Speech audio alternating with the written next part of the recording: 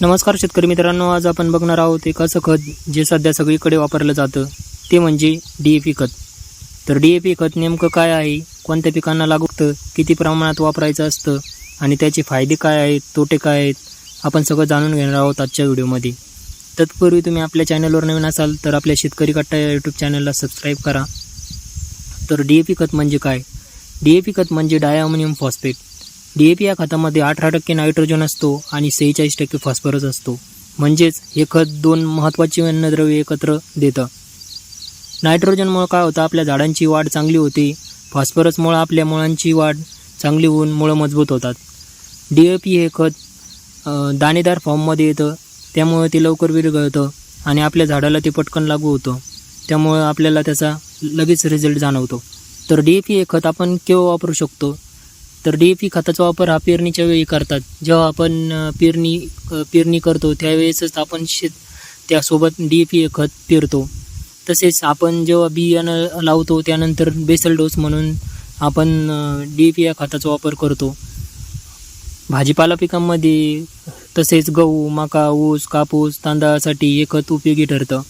झाड लहान असताना आपण DAP जर त्या आपल्या पिकाला जर दिलं तर त्यामुळं आपल्या झाडांची मुळे चांगली मजबूत होतात, झाडांची रोगप्रतिकार शक्ती चांगली वाढते आणि झाडाची वाढ चांगली होते आणि उत्पादन आपल्याला चांगलं मिळतं. तर DAP खत आपण कसं वापरायचं? तर DAP खत आपण डायरेक्ट जमिनीवर न टाकता झाडापासून आपण असं एक फूट गोल रिंग करून त्यामध्ये आपण टाकावं. मुळांच्या एकदम जवळ, खोडाच्या एकदम जवळ खत टाकू नये. तर आपण आता पाहणार आहोत DAP खताचे आपल्याला फायदे काय काय होतात. तर झाडांची लवकर वाढ होते, आपल्या झाडाची मुळे मजबूत होतात, त्यामुळं आपल्या झाडं अन्नद्रव्य शोषण जास्त करतं. झाडाची पाने एकदम हिरवीगार दिसतात, पानांची साईज वाढते, झाडाची रोगप्रतिकार शक्ती चांगली बनते, झाड कोणत्याही रोग आणि किडींचा प्रादुर्भाव झाडावर होत नाही आणि आपल्या उत्पन्नामध्ये 10 ते 15% त्यामुळे वाढ होते.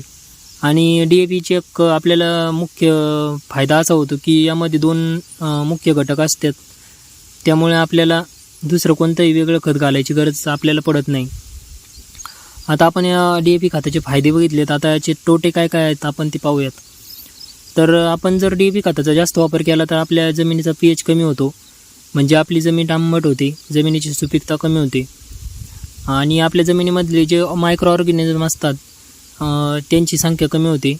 आपल्या जमिनीमधले जे जैविक घटक असतात त्यांची संख्या कमी होते आणि सतत आपण दरवर्षी जर DAP खताचा वापर केला तर आपली जमीन जी उत्पादन क्षमता आहे ती आपली थोडी घटत चालते. आणि दुसरं म्हणजे DAP हे खत इतर खतांच्या मानाने थोडं महाग असल्यामुळं शेतकऱ्यांना तो खर्च जरा जास्त वाढतो.